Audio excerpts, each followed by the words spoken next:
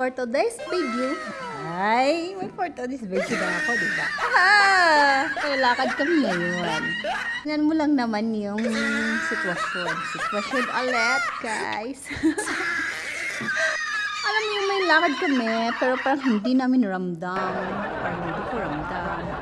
May lakad kami. Kasi pareho kaming busy. Alam mo, mas napipil namin maglinis sa buong bahay. Siya sa buong labas. Ganon.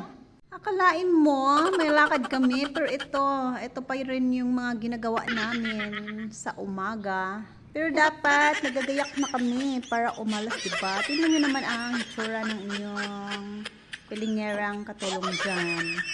Ay walang kagayak-gayak pa. So ayun na nga, after kong ligpit-ligpit ng mga plato ay magkakape-kape na kami.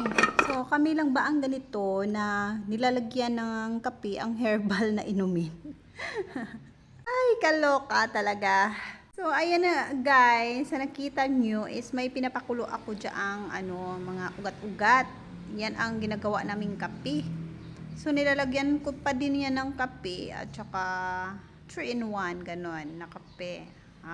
Ako naman ay purong ganyan lang, ugat-ugat lang talaga ang iniinom ko mayroon. Pero pag wala, mainit na tubig ang sa akin.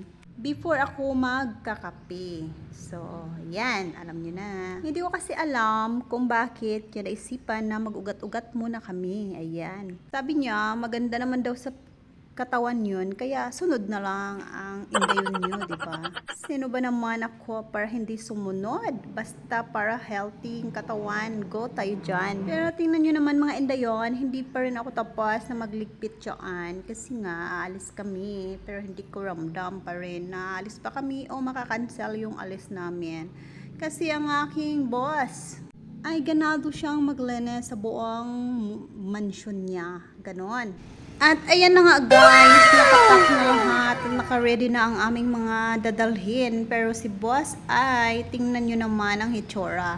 At si boss guys, ayan, tingnan nyo naman, pakipikapi lang at nanonood pa. So wala talaga siyang iniisip na anong oras kami aalis. Pero tingnan nyo naman mga enjoyon ng ating boss. At hindi ko alam kung anong pinaggagawa niya at gustong gusto niya atang linisin lahat ng kung anong makikita niyang dapat linisin. So, parang sipag talaga to ang aking boss mga enjoyon. Kaya ayan, hirap na hirap talaga ako. At dahil malinis siya, kailangan ko din magiging malinis. So tingnan nyo naman yung mga enjoyon at nagdidilig na naman siya ng mga halaman. Habang kami ay nandito na sa sasakyan. So finally guys, nandito na tayo sa malawak na daanan. So ayan na nga, habang nandyan kami sa sasakyan at kami ay nagkukwentuhan, sabi ko, hindi man lang tayo naka-experience na mag-rides na nakamotor, diba boss? Eh naisip ko, paano kung ngayon ay hindi pa kami nagkaanak? Ano na kaya ang nangyayari sa aming dalawa? Sagot naman ng boss ko ay matagal na daw akong umalay sa kanya. Kaya ang lola nyo ay tawang-tawa talaga. Tingnan nyo naman ang tawa ko dyan. Alam na alam niya talaga ang ugali ko. Kung ako ay naiinis ay lalayas ka agad ako. Dahil alam niya na ayaw ko ng sakit sa ulo. So ayan naman guys, andito na tayo sa... So akala ko tuloy-tuloy yung biyahe namin, pero nagkamali pala ako. Tingnan nyo nga guys, ay dumaan pa talaga siya sa mga bilihan ng mga piyesa ng truck. At kahit yung favorite niya na bilihan ng mga tools para sa truck niya ay sarado naman. Pero naghanap talaga siya ng paraan para hindi na daw siya pabalik-balik na bumili dyan. Kaya ayan, mag-aantay tayo ng matagal guys. Ganyan siya pag magbili ng mga materials para sa truck niya. So ayan mga indayon no, akala ko naman na alam niya ang pupuntahan namin ay gagamit-gamit pa pala siya ng Waze. Si Wazin na parang hindi makatotohanan ang mga binibigay niyang daan para sa amin. At tinadaan-daan niya kami sa mga bundok-bundok, bulubundokin na kung ano-anong daan ang pinaglulusutan namin dito. Ang sabi nga ni boss ay 20 meters, hanggang ngayon 20 meters pa rin ang sinasabi ni Waze. So ayan na nga mga enjoyon, finally, sabi ni Waze ay malapit na daw kami sa aming destination. So ayan na nga mga enjoyon, andito na tayo sa barangay sa lugar na pupuntahan namin. At ang sabi ni boss ay tama lang daw yung mga na binibigay ni Wezi. Dahil matraffic daw ngayon dahil sa sobrang maraming nagpaparade. At dito nga ay medyo traffic na sa highway. Pero buti na lang may isang kalye na pwede kaming dumaan para talagang makarating na kami sa aming destination. At para makapagpahinga na sa sobrang haba ng biyahe guys. Tingnan nyo naman at may piyesta dito kaya talagang medyo siya traffic. At ayan na nga guys, lumiko na ang aking boss para dumaan sa isang kalye na para hindi na kami ma-traffic or saan kami maidaan ni Wazay. So ayan na finally at nakakalusot na rin kami sa traffic. Kaya dito na kami sa Crystal Beach Resort. Pero nasa labas pa rin kami guys at kailangan daw namin magpa-registration dyan. At tinawagan pa namin ang mga kasama namin na nauna dyan dahil sila naman ang nag-register sa amin. So ayan na guys, na kami. Ewan lang yung sasakyan doon dahil hindi naman pwedeng ipasok talaga dahil hindi naman kami 4x4. At ba naman ang bit-bit namin. So yan guys, makikita nyo ang lugar, napaka fresh at napakalamig. Dahil marami siyang puno. At ang ganda talaga ng buhangin niya, pinong-pino. So, talaga namang excited ang mga chikiting sa nakikita nila sa lugar na yan. At ako ay na-excite sa aming tulugan guys, na tent only. Pero tingnan mo naman, ang cute, ang ganda, tingnan.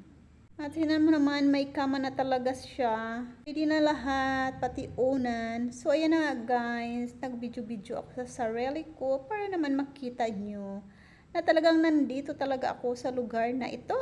At kararating lang namin guys, sabi naman ng kapatid ni boss ay may free daw silang alak na 6 na piraso kaya kailangan namin inumin. Kaya kita nyo naman guys, nakainom ka agad ako, kakarating lang namin. Galing sa biyahe papunta dyan na sobrang haba-haba pero nakakatuwa at nakakaaliw naman guys. Enjoy lang kami sa pagbibiyahe. Habang nag-i-enjoy ako sa iniinom ko at sa pagka-chika-chika dyan sa kanila, ang boss ko ay busy talaga siya.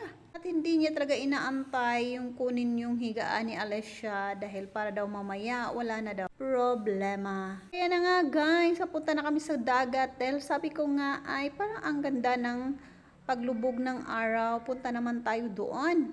At habang naglalakad kami, bit namin ang aming mga alak na dalawa. So ayan na guys, video-video ako habang papunta kami sa dagat at saka sabi ko, cheers naman tayo boss. Ayan naman guys at dinidma ako ng aking boss. At talagang dinidma ako dahil nakatingin siya kung saan-saan talaga dito. At finally guys, naki-cheers na rin ang aking boss. Ayan at sabi niya maganda daw ang lugar at malawak. Napakalakas ng hangin dyan guys. Kaya sabi ko talaga delikado dahil pag malakas ang hangin ay malakas din ang hampas ng mga alon. Ayan guys, sa mahabang lakaran ay mahabang lakaran. Madali lang naman. So tingnan nyo naman ang paglubog ng araw guys. Ang ganda-ganda at kakaiba yung kulay niya. Kulay pink talaga yung paglubog ng araw. So ayan, breakfast na guys. Ang bilis. Dahil wala kaming ganap sa gabi, kaya ayan, umaga na agad. So yan ang restaurant at free talaga breakfast dyan guys, pag pupunta kayo dyan. Ang sarap ng mga pagkain nila. So tingnan mo naman ang iba guys, na mga mayayaman talaga. Ay kakaiba talaga ang mga bitbit nilang sasakyan at dala na talaga ang tent. So ayan na nga guys, papunta na din tayo sa dagat para maligo na talaga. Mamaya-maya lang ay gura na ulit. Dahil lang akala ko ay mag-i-extend pa kami ng ilang araw dyan. Pero sabi naman nila ay may lalakarin na naman na iba. So tingnan mo naman kung gaano kami kabese. Ang ganda ng dagat sa umaga guys, hindi pa totaling maalon at maraming mga pwede mong sakyan dyan. At ako ay hindi pa naliligo, pa video-video lang. At sa sobrang excited guys, ay hindi ko pala nabitbitan ng panligo ang dalawa kong chikiting. Buti na lang talaga at dagat lang ang paliguan dito guys. Kaya kung nagkataon na swimming pool ay kawawa talaga tong mga chikiting na ito. Dahil bawal pa naman sa swimming pool ang hindi naka-swimsuit talaga. Kaya na nga guys, thank you for watching.